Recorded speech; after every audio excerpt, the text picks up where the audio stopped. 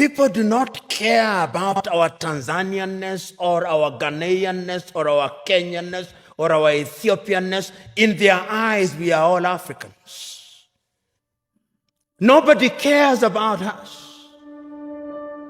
And brothers and sisters, if you want to know how weak we are, and we are weak, look at how we are treated.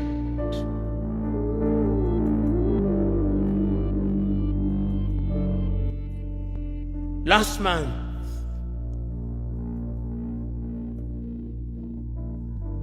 the world met in New York, the General Assembly. When African heads of states and government are speaking, the hall is empty. Nobody bothers because they are saying nothing.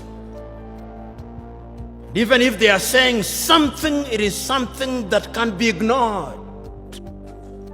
Compare when an African head of state and government is speaking and when the Prime Minister of Little Israel is speaking. They will listen because we are weak and disunited.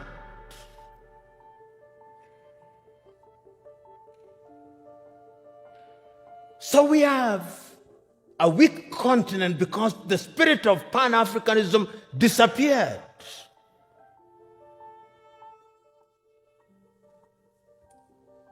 So the question that we can ask, what is the state of Pan-Africanism as we speak today?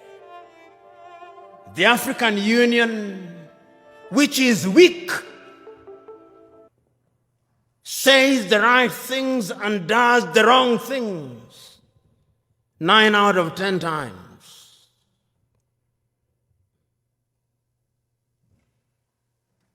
And what are the critical areas in which we are weak? We are weak politically because nobody listens to us. We are not trading with one another. Intra-African trade is not anything beyond 15%, the lowest anywhere in the world. If you look at all our sectors and look at them, look at our agriculture, almost all African countries are net food importers.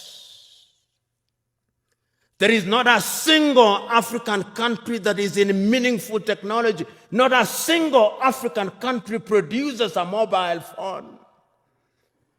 Yet the single most important ingredient in mobile telephony is to be found in the Democratic Republic of Congo. Not a single African country produces a car other than assembling completely knocked down kits.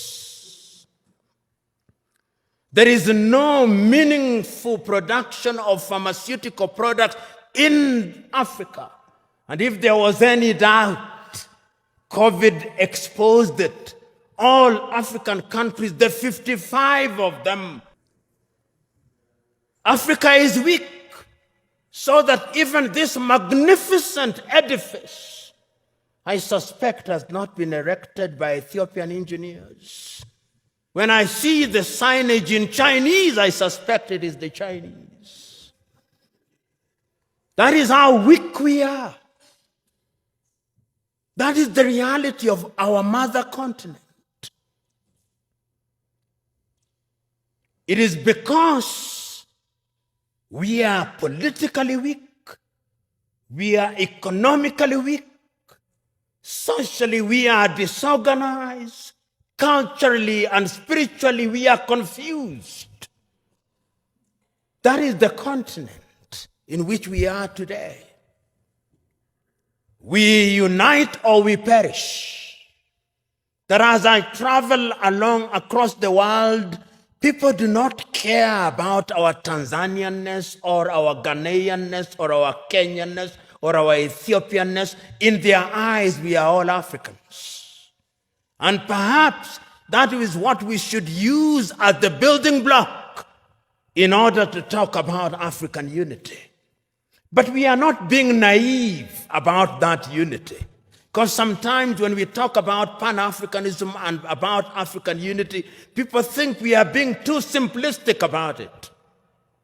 No, it is not being simplistic and being naive.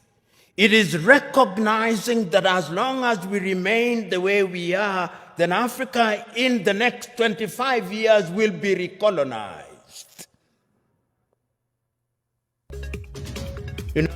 Did you like or hate what you heard? Let us know in the comments below, and if you want more candid speeches like this, be sure to like, subscribe, and hit the notification bell to catch all our latest videos.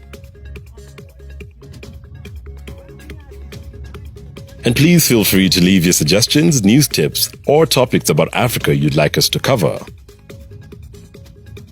Thanks for watching. Please subscribe, follow, share, and like our video. It's the best way of supporting us.